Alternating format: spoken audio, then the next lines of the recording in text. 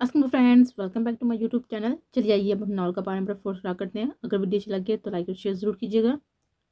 माह ने दुखते सर को दबाते हुए आंखें खोलनी चाही, जो खुलने से इनकारी थे। आंखें खोलते ही उसे कुछ वक्त लगा था और फिर कल के मनाजिर उसके जहन पर क्षण से बरसे तो उसका सांस रुक गया। नका, हाँ, कल ही उसने नका किया था। उसने एक अनजान शख्स के साथ उसने अपने सर को थाम लिया, जो अब पूरे तरीके से दर्द कर रहा था। उसकी आंखें फौरन नम हो गई। उसके बाप और भाई को पता चल जाता तो उसका सांस खुश्क हुआ। शायद वो उन्हीं का दुश्मन था, लेकिन दरमियान में औरत क्यों आती है मर्दों की लड़ाई में? उसके जहन में यह सवाल सबसे पहले उभरा। अगर किसी मर्द ने दूसरे मर्द को बुरा कहना है तो उससे मुंसलिक औरत को गाली देगा। वो बदला लेना है तो भी औरत जात का इस्तेमाल किया जाएगा। क्यों? क्या औरतें इतनी बेवकूफ़ होती हैं? मर्दों से वो खौफजदा होने के साथ साथ मुतफक्कर भी थी। उसे मर्द पसंद नहीं थे, या शायद उसे मर्दों को पसंद करने की कोई वजह बचपन से अब तक दिखी नहीं थी। जहाँ उसके साथी लड़कियों ने दौलत और न जाने किस किस सहूलत की ख्वाहिश की थी, उसे तवज्जो और मोहब्बत की थी, जो उसे अब तक नसीब नहीं हुआ था और ना शायद मर्तदा होना था। उसने ये बात मान ली थी। जैसे कि महाफैज की ज़िंदगी में रिश्ते नहीं लिखे गए थे। वो उठने लगी, लेकिन चकराते सर ने इजाज़त ना दी तो वो वहीं पर लेटी रही और होशो हवास से फिर से बेगाना हो गए और उसे कोई पूछने तक ना आया। और ऐसा पहली बार नहीं हुआ था। आखिरी आंसू अपनी इस बेकदरी पर निकल कर उसके तकिए में जज्ब हुए थे। सफीशा ने उसके बेहोश होते ही नफरत से देखा, उसके कमरे तक पहुंचा दिया था। वो बेदाशा से पड़ने वाली मुतवक्को डांट पर बहुत को तैयार कर चुका था। सफीशा, अगर इन सब इस लड़की को नुकसान पहुंचा तो तुम बेहतर जानती हो कि मैं क्या कर सकता हूँ तुम्हारे साथ। बेदाशा ने सिगरेट सुलगाते हुए कहा, भाई, अब दुनिया में मेरे हर दुश्मन की तरफदारी करें मैं बर्दाश्त कर लूंगा, लेकिन उसकी नहीं। उसकी क्यों नहीं? अपनी इस बेसाता नफरत से निकल आओ सफ़ी, उससे पहले कि किसी नाकाबिल तलाफी नुकसान के जुमले में कैद हो जाना पड़े और बदले में तुम हाली हाथ ठहरा दिए जाओ। ऐसा कुछ नहीं होगा और वो लड़की की कभी इतनी अहमियत नहीं रह सकती। मैंने सालों उससे नफरत की है। इस सब में उसका कोई कसूर मेरी नज़र में नहीं निकला। दुश्मनी की बेनट उसे चढ़ाना अब जाएगा तुम्हारा। उसका कसूर है? सच में उसका कसूर नहीं है? सच में उसकी वजह से उस शख्स ने उसके हलक में कुछ फंसा कि वो बात भी मुकम्मल ना कर पाया। मनाहल शाह की मौत पर उस शख्स ने महाफैज से मौसमी बहार को फोकिया दी थी। मैं सब भूल भी जाऊँ ना तो क़यामत हेज मंजर नहीं भूल पाऊंगा। कहता बाहर निकल गया था तो बेजार शाह ने खुद पर सब के कड़े बिठाते हुए गहरी सांस भरी और फोन कान से लगाया। कितने दिन और मजीद वो शहत रहेगा वहां पर? सर, उसका तो काम तो हो गया है, लेकिन मजीद वो कुछ यहाँ रुकने का इरादा रखता है और आप जानते हैं कि उसकी सरगर्मियाँ किस किस्म की हैं। तो बस मुझे उसकी इसी सरगर्मियों की खबर रखो, इतने करीब से कि उसको खबर तक ना हो कि उसको वहां मारे जहाँ उसे पानी की बूंद तक नसीब ना होगी। Okay sir. सफीशा ने तेजी से काम निपटाए थे। इन सब में वो एक ज़ात को फरमोश कर गया था और वो ज़ात ही माह फैज की या अब माह सफ़ीर शाह की। आज एक हफ्ता गुजर गया था उनके नकाब और वो दोबारा उसके सामने नहीं गया था। बल्कि वो याद ही कहाँ आई थी उसे। याद तो सिर्फ वो आते हैं ना जिनसे दिली वाबस्तगियाँ हुआ करती हैं। क्या मसला है सर? वो माह की मुलाजिमा ने उसका दिमाग सुबह ही सुबह घुमाया था और पूरे हफ्ते में वक्तन फवक्तन से कॉल करती रही थी, जो उसने नहीं उठाई थी। बोलो। आके वो तहम्मुल से बोला कि महाफैज के अलावा वो औरतों से तहम्मुल मजाजी ही बर्ता करता था, लेकिन महाफैज से ताल्लुक नफरत का था। आपको मैडम के बारे में बताना था। क्यों? उसका भाई मर गया है जो उसके बारे में बताना है। वह फ्रेश होकर निकला ही था कि अभी खुद पर परफ्यूम का बेजरिया इस्तेमाल करता हुआ बोला, नहीं, वो घर पर नहीं है सर। वो मैडम आपकी बीवी। जल्दी बोलो, मेरा वक्त बर्बाद ना करो। उसे लक बीवी और वो भी महाफैज के लिए ये लफ्ज़ पसंद आया था। वो पिछले एक हफ्ते से बीमार है, बुखार है, काफ़ी तेज़ है। बुखार से कोई मरा नहीं करता। वो इतनी सफाके से बोला कि उसकी मुलाजमा को भी उसके लहजे की नफरत पर भी आँच महसूस हो गई। ऐसे वो मर जाएंगे सर। वो हमदर्दी से बोली, ठीक है, मैं देख लेता हूँ। उसका भाई कहाँ है और बाप? वैसे तो उसका बाप बहुत जान देता है अपनी बेटी पर, वो कुरेदता हुआ बोला। वो दोनों घर पर नहीं है काफ़ी दिनों से। वो बस इतना बोली तो वो काल काटता हुआ बाहर निकल गया।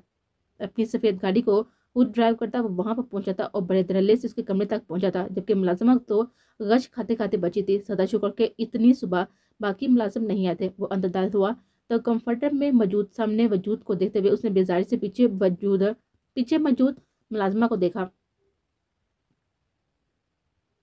दुआ नहीं दी उसे? दी है, लेकिन खाना पीना उनका पहले ही कम था तो दुआ ने असर नहीं किया। और जाए, मैं देख लेता हूँ, वो बोला तो वो निकल गए। सफीशा को बेजाद शाह की वार्निंग याद आई थी जिसने महाफैज के साथ उसके रिश्ते को बार बार याद करवाया था और उसे तनबीह की थी कि वो कुछ साथ ना करे। और आगे बढ़ा और कंफर्टर उसके चेहरे से हटाया, लेकिन उसके वजूद में कोई जन्बिश ना हुई। क्या मुसीबत है? वो बेजारियत से बोला और फिर कंधे से पकड़ते उसे सीधा किया, जो आंधे मुंह पड़े हुए थे। उसके बाल पसीने से भीगे थे और शायद और चेहरा पीला पड़ा हुआ था, नाइट ड्रेस में मौजूद थे और जिसके ऊपरी बटन खुले हुए थे और दावत नज़ारा बने थे कि उसकी सिल्क की शर्ट बाएं कांधे से ढलकी थी।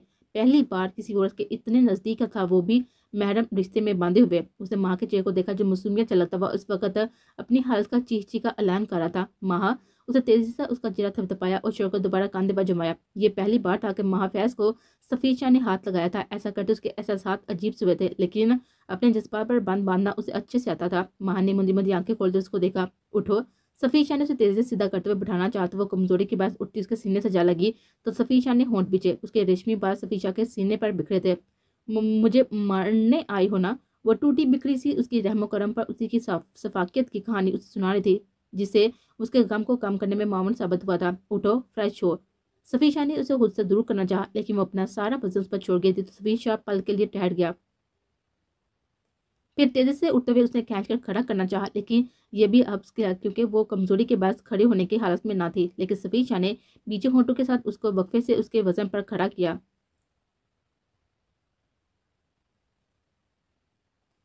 उसका चेहरा पसीने से तर था, बाल गर्दन और चेहरे पर चिपके हुए थे, बाजू उसी के नीचे थे जिससे पट्टी भी अब खून आलूदा हुई दिख रही थी। उसकी धड़कनों की रफ्तार मध्यम थी। राहील सलार उसे देखता रहा, फिर उसके चेहरे को थपका। हाले हाले नूर, उठे। उसके चेहरे पर साथ ही मौजूद पानी से गिलास से पानी के छींटे मारते तो उसने जरा बार आंखें खोली। राहील सलार को देखते हुए वो फौरन उठी और उस पर से उसके हाथ झटके। राहील सलार संजीदगी से उसको देखने लगा जो अपनी बागी निगाहों से उसको ही घूरी थी। दूर हो, बाहर चले, खाना खाएं, उठकर मैं डॉक्टर को बुलाता हूँ। मेरी फिक्र नहीं करो। राहील सलार, मार भी गई तो तुमसे मदद नहीं मांगूगी। वो जो उठ गया था वापस उसके नजदीक आया, उस पर झुका। मुझे इतनी नफरत का इजहार अच्छा नहीं है हाले नूर। वो झुका, उस पर बोला तो वो रूह फेर गए। बीवी है मेरी आवर, ये बात मैं दोबारा आपको नहीं बताऊंगा और अगली बार नफरत का इजहार करने से पहले 100 बार सोचिएगा, नहीं तो मेरा रद्दे अमल हर बार इतना पुरसुकून नहीं होगा। उसे बहुत कुछ बाबा करवाता हुआ पीछे हटा था, उसके आगे हाथ किया। उठे।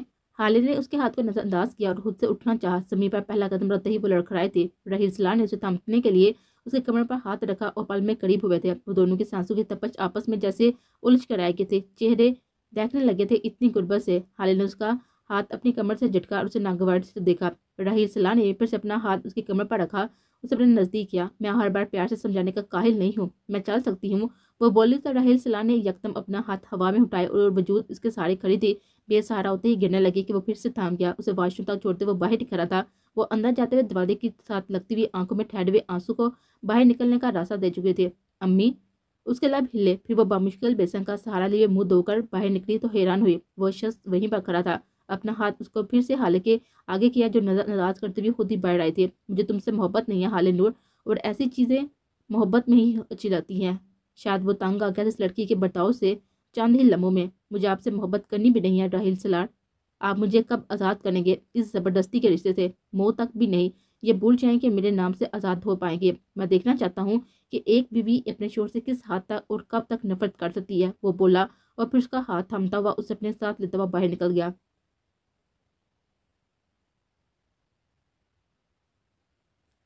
वैसे अपिया, तैयार किया होता ना तुमने, तैयार होकर भी ऐसी ही लगनी है। उसकी जुबान में खुजली हुई थी। हाँ, वो तो जैसे बड़े तुम प्रिंस हो ना, छुवाड़े कहेंगे। वो अपनी जोर में बात भी बोलते उसका लबो लहजा सुनते जहाँ सिकंदर साहब मुस्कुराए थे वहीं पर साइमा बेगम ने माथा पीटा। ये छुवाड़ा क्या होता है? अंश सब बोल कर पूछने लगा। जो शादी में बिद मिलती है ना, उसमें सूखी हुई खजूर होती है ना, वो बिल्कुल वैसे दिखती हो तुम। वो कांधे उचकाती हुई लापरवाही से बोले। अपिया, तमीज से जरा। अंश तो उछल ही पड़ा था इतनी बेइज्जती पर। शुरू किसने किया था? और वैसे भी मैं तुमसे ज्यादा हसीन हूँ, है ना बाबा? सिकंदर साहब मुस्कुराते हुए सर हाँ में हिलाया। वो हमेशा अपनी बेटी की साइड लेते थे। मामा, अंश ने फौरन माँ को घसीटा था। अच्छा अच्छा, छोड़ो उसको, खाना खाओ। नबीला बेगम ने हाइफा को घूरा जिसे रत्ती बड़ा फर्क न पड़ा था। फिर वो तैयार होने चली गई। उफ, मेरे पास एक कपड़ा नहीं है। वो पूरी अलमारी के कपड़ों को अंडलते बैठी थी और कपड़े आधे उसके ऊपर और आधे इर्द गिर्द बिखरे हुए थे। ये क्या हाल किया हुआ है हाइफा, बच्ची हो तुम? नबीला बेगम ने गुस्से से इस्तफसार किया। अम्मा, कोई कपड़े नहीं है, क्या पहनो? ये क्या आगे पड़ा है? उनने करे तेवरू से उसे देखा। ये तो सब पहन लिए ना? वो मासूमियत से बोली। अच्छा अच्छा, जा मेरी अलमारी में जो सबसे ऊपर वाला खाने में कॉला फर का कपड़ा है ना, तेरे लिए आशा से बनवाया था। सच में? कब? चाहिए या नहीं तुझे? चाहिए चाहिए, वो कहती हुई भागे तो फौरी तौर पर वो निकाल कर लाई। उफ अम्मा, ये कितना खूबसूरत है, आपने पहले क्यों नहीं दिया मुझे? हाँ, ताकि तू तभी पहन लेती। चल जल्दी तैयार हो जा अब। वो कहती हुई वहीं पर बैठकर तस्वीर पढ़ते हुए से तैयार होता हुआ देखने लगी। जिसने पहले शावर लिया था, बाल सूख गए थे जिन्हें हुजूरे में कैद कर लिया गया था। कपड़े पहनते उसने खुद को आईने में देखा, जो काले रंग का पाँव को छूता हुआ सादा सा शिफॉन का फराक था, जिसके गले पर सिर में बटन लगे होते, चुनट वाले रेशमी बाजू था जिस पर उसने चूड़ियां पहनी और नीचे खुसा पहनते हुए हल्का सा मेकअप किया और काला ही हिजाब सर करते दुपट्टा पीछे कमर से लाते हुए बाजू में डाला। अम्मा कैसी लग रही हो? नबीला बेगम से एक एक चीज उसने पूछी थी, उसकी राय के खिलाफ एक भी चीज नहीं करती थे। प्यारी लग रही है, चल जा, लेट ना हो जा। अच्छा हील्स पहनो या खुसा? पहन कर दिखा दोनों जरा। फिर उसने दोनों पहन कर दिखाया तो नबीला बेगम से खुसा पहनने को कहा। उसकी सफेद रंगत उस काले लिबास में और भी दमक रही थी। वो इस पर बार फूंकती उसके साथ ही बाहर निकली। जाम अपने बाप के पास खड़ी उसकी तारीफ करवाते हुए उसके गाल खींच रही थी। चलें जाए भी अब। वो सुन हाइला और सुन हाइफा, खबरदार अगर तूने वहां पर कुछ शरारत की तो और वक्त पर घर आ जा रही है। अम्मा वहाँ क्या शरारत करूंगी मैं, और शफीक अंकल वापसी पर छोड़ देंगे। अच्छा चल जा अब। वो इन्हें खुदाफिज कहते हुए चली गई थी और हाइफा को सिकंदर साहब ने कंपनी छोड़ दिया जहाँ से उन्होंने शफीक के साथ ही जाना था, और वो रवाना हो गई थी। और फिर कुछ ही देर में वो दावत की जगह पर पहुंच गए थे। वहां निकलते हाइफा ने मुंह खोले हुए इस जगह को देखा। इतना तो उसका पूरा मोहल्ला था जितना दूर दूर तक इस दावत की सजावट दिख रही थी। मुंह बंद करो हाइफा, सदर ने टोका तो वो शर्मिंदा हुई और फिर सबके साथ अंदर दाल हुई, जहाँ पर रंग व बू का सैलाब उमड़ आया था। सूट बूट में मौजूद मर्द और खूबसूरत मॉडर्न लड़कियां और सजावट का तो कोई मुआवजा नहीं ना था। उफ कितना पैसा इन लोगों के पास। वो बस यही सोच पाई थी। और साथ शफीक तो लोगों से मिलने लगे थे। अगशी में चला गया था अब वो और सदफ के बच्चे। कितना बोरिंग है ना उससे। वहां देखते हुए कहा, जहां सब एक दूसरे से बातों में मसरूफ है। कहाँ बोरिंग है, ऑफिस की तमाम लड़कियां यहाँ आने को मर रही थी और तुम हो के लोगों से मिलो। वो देखो मुझे तो मेरी दोस्त मिल गई है, सदर ने सामने एक लड़की को देते हुए कहा। चाहो तो आ सकती हो, नहीं आप जाए। वो कहती वहीं साइड पर खड़ी हो गई थी। उसने वहां पर मुझे लड़कियों में से एक मुश्तरका चीज देखी थी और वो थे उनके रंग बिरंगे छोटे से बाल। अम्मा तो मुझे जान से मार दे, इतने बालों में उसके अपने बाल काफी अच्छे और लंबे थे। न जाने लोग क्यों इस तरह के दावतों में आना चाहते हैं, मुझे तो बकवास लग रहा है सब। हाय ब्यूटीफुल, अकेली हो? सामने मुझे लड़की नुमा लड़के ने उसे अकेले खड़े देखकर पूछा। नहीं भाई, फरिश्ते हैं दो साथ मेरे, देखो नजर नहीं आ रहे। वो साथ नजर से घूरते हुए बोलते सफीशा जो पास से गुजर रहा था रुक कर लड़की को देखने लगा जिसने बॉबी से यूं बात की थी। तुम जानती हो इस वक्त किससे बात कर रही हो? बॉबी ने अदा से कहा। अगर तुम शाहरुख खान होते तो मुझे पता चल जाता, लेकिन अफसोस तुम वो नहीं हो। हाइफा ने तरह का जवाब दिया तो सफीशा ने उसे छटांग पड़ के लड़की को देखा और फिर आगे बढ़ गया। गर्ल तुम्हें पता नहीं है? कैसे पता होगा, डिजाइनर कपड़े नहीं पहनती हो ना, लगता नहीं तो बॉबी को कौन नहीं जानता भाई। हमारी आशा ही अच्छी है, देखो पूरे कपड़े तो सी देती है ना। और आपकी बार उसके आधे खुले और बेढंग फटे हुए कपड़ों को निशाना बना गए थे। हाउ रूड, बदतमीज लड़की। बॉबी ने जैसे मुंह बना लिया था। और वैसे तुम उसके साथ हजाम ना करती तो शायद सब तुम्हें ही देते। वो हसीन थी, बॉबी ने मानते हुए कहा। और यही मैं नहीं चाहती, वो बोली। और अब सामने मुझे शख्स नागवार गुजर रहा था। मुझे बॉबी कहते हैं और मुझे बबली। वो कहते अपना पर्स उठाती वहां से निकल गई थी तो बॉबी ने हाथ से उसे दफा किया और अगली लड़की की तरफ बढ़ गया। उफ कितनी अजीब दुनिया है। वो बाहर निकली जहाँ पर पूल था और लोग यहाँ ना होने के बराबर ही थे। अच्छा ही था वो इन अजीब से लोगों से मिलना भी नहीं चाहते थे। शफीक अंकल ने उसे कुछ लोगों से मिलवाना था, लेकिन अभी वो मसरूफ थे, इसलिए वो यहाँ पर अलग थलग जगह पर आ गए। क्या वो आ गया है दावत में? बेजार शाह ने काम में लगे हुए एयरपोर्ट पर हाथ रखे हुए पूछा। नहीं अभी वो होटल में मौजूद है सर। ठीक है, तुम जानते हो ना उसके वहां से निकलने पर क्या करना है? जी सर। उसे बिल्कुल हबी नहीं होनी चाहिए और कैमरे की सेटिंग ऐसी हो कि वो उसे तो क्या किसी को भी नजर ना पाए। अभी उसे समझा रहा था कि उसे सामने देखा जहाँ वो लड़की खड़ी उसे ही आंखें छोटी करते हुए देख रहे थे। यकीनी तौर पर वो सब सुन चुके थे। ठीक है, काम हो जाए तो मुझे इन्फॉर्म करना, वो कहता हुआ कॉल काट क्या था। यहाँ क्या कर रही हो? बेजात ने कदम उसकी तरफ बढ़ाते सर से लहजे में पूछा। लोगों को मधु काट के उनसे आने की वजह दरियाफ्त करते हैं आप? हाइफा को तो वो पहली ही मुलाकात में मशकूक सा लगा था। तुम्हारी जुबान जरूरत से ज्यादा चलती है और आपका दिमाग बड़बड़ाए। अंदर जाओ। क्यों?